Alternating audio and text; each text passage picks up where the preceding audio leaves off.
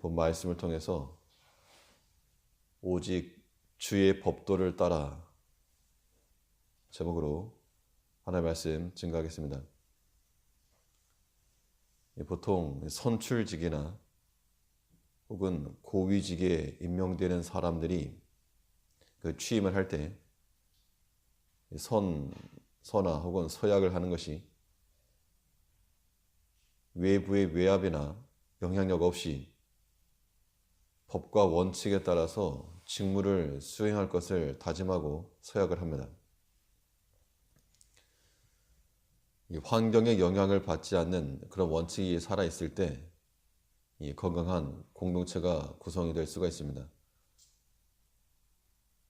좋고 나쁘고를 떠나서 날씨의 유무를 떠나서 군인들이 모든 명령에 충성, 구호를 외치면서 일을 이루는 것 같이 우리 믿는 성도들은 모든 일에 내가 좋은 일이건 싫은 일이건 즐거운 일이건 슬픈 일이건 우리는 모든 일에 오직 주의 법도를 따라 라고 하는 그 구호를 외치며 그 하나님의 법이 우리 삶의 법과 원칙으로 작용되어야 됩니다.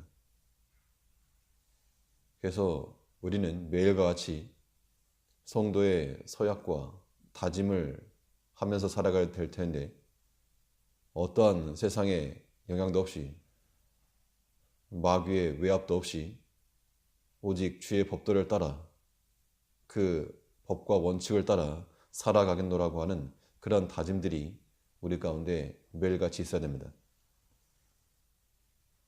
그러면 이 주의 법도를 따라 행한다는 것, 언제 이러한 원칙이 적용이 돼야 되는가? 오늘 본 말씀을 통해 살펴보면 먼저는 이 밖으로부터 오는 시험에 대해서 우리가 주의 법도를 따라 행할 수 있어야 되겠습니다. 시험이라고 하는 것이 밖으로부터 오는데 이 시험을 우리가 오직 주의 법도를 따라서 대처를 해야지만이 우리가 사는 겁니다. 그것이 또한 가장 안전하고 우리에게 유익을 주는 겁니다. 69절을 보면 교만한 자가 거짓을 지어 나를 치려하였사오나 나는 전심으로 주의 법도를 지키리이다. 교만한 자가 일어나가지고 무고히 자기를 치려고 한다는 겁니다. 이 무고히 자기를 치려고 했다, 나를 치려고 했다, 이 말의 의미가 무엇인가 하면 여러 천 조각을 가져다가 빨간색, 노란색, 파란색 여러 천 조각을 가져다가 하나로 엮는다, 그런 겁니다. 그러니까 그것이 실제가 아닐 수 있고 부분적인 것이고 혹은 사실이 아닌 사실과 다른 것을 가지고 이 악한 자들이 그것을 묶어가지고 이것을 사실라고 우기고 그거 가지고 시험한다는 겁니다. 이것이 우리를 치려고 하는 악한 자들의 속셈인데 우리가 이러한 시험을 당할 때가 많이 있다는 겁니다. 사실이 아닌 것을 가지고 혹은 일부분을 가지고 다른 것과 엮어서 이것으로 대적을 할 때 그때 우리가 어떻게 할 것인가? 우리를 대적하는 자가 여러 가지로 조각들을 가져와서 시험거리를 만들어도 우리는 오직 주의 법도를 따라 내가 다른 것으로 대응하지 않고 오직 주의 법을 따라 그 말씀을 따라 대응하겠노라 라고 하는 그러한 원칙이 분명히 있어야 되겠습니다. 예수님께서 40일을 금식하신 후에 누가 왔는가 하면 시험하는 자가 와서 예수님을 치려고 했습니다. 그런데 예수님께서 그때마다 기록되었으되 라고 하는 말씀을 가지고 다 물리치신 겁니다.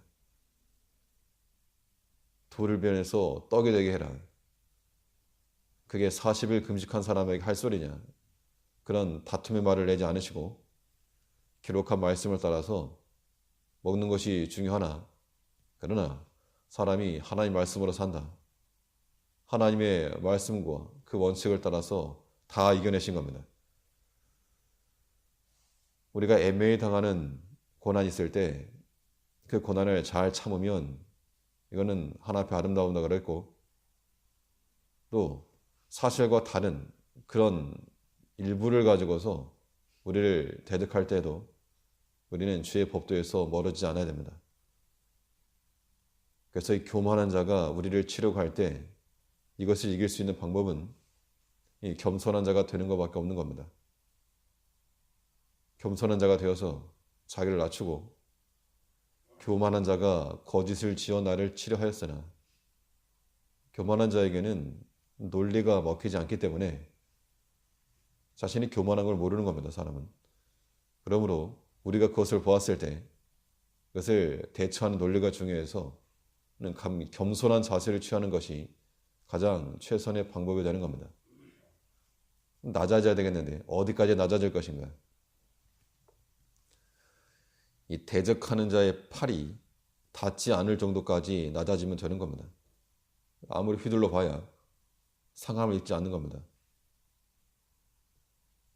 우리가 낮아지지 못하고 그래서 해함을 입는 것이지, 정말 낮아지고 바닥까지 낮아지고 원수의 말이 들리지 않고 팔이 들어오지 않고 발이 들어오지 않을 정도까지 낮아지게 되면 안전한 겁니다.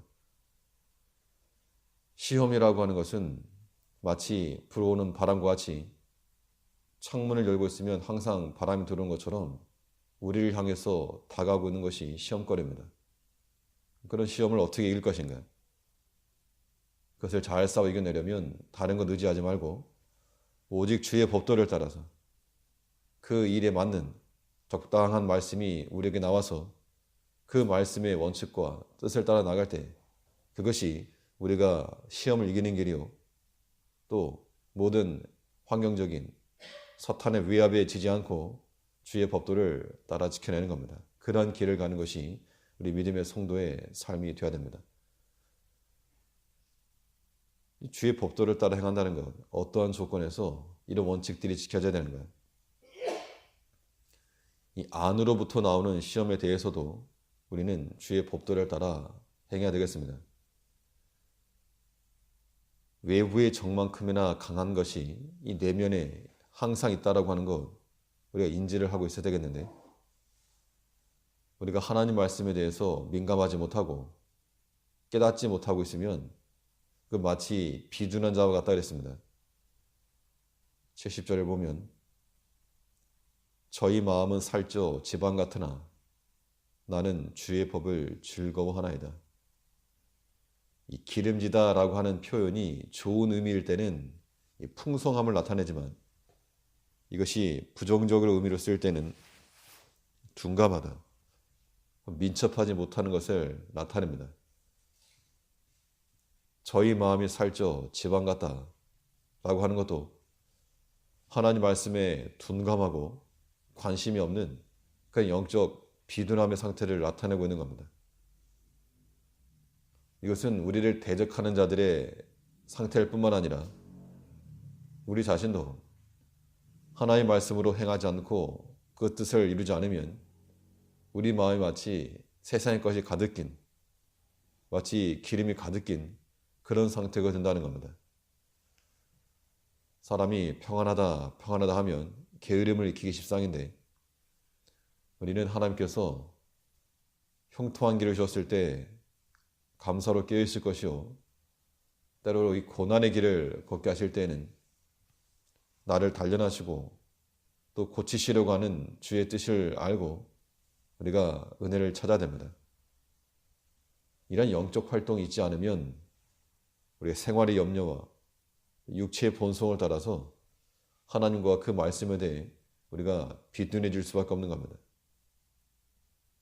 흐르는 물에는 이끼가 끼지 않는다 그랬습니다. 우리 안에 하나님의 말씀이 항상 흘러가고 그 말씀이 묵상이 되어지고 생각이 되고 그 말씀이 우리를 통과해 가면 우리 마음속에 이 기름이 낄 리가 없고 또 세상 것이 낄 시간도 없을 겁니다. 온전히 민첩하고 빠르게 주의 뜻에 반응하며 순종해가는 우리가 되어야 될 줄 압니다. 기도하겠습니다.